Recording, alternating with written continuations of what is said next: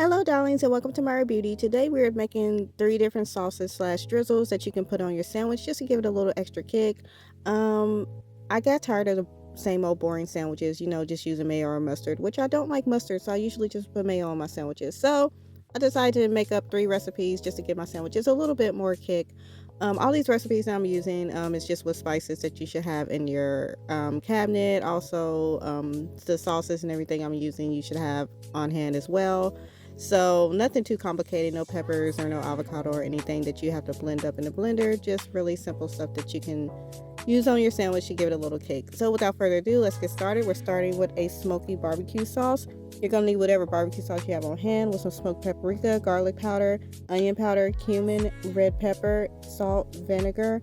And you can add a little bit of water to this if you need to thin it out. And that's all for that one.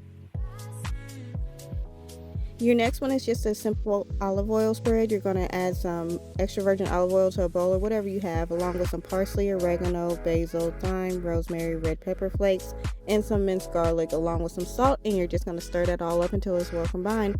Next, we have just a simple spicy mayo. Add some mayo to a bowl with some ketchup and some red chili oil, and then you're just going to add a little bit of sugar, not too much, and you're just going to stir that all up until it is well combined.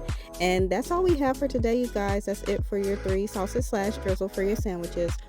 You can mix these up however you want it. I did not measure the spices or how much I put in each, but do whatever you want. It's your sandwich. And thank you so much for watching, you guys. Love you. Mwah.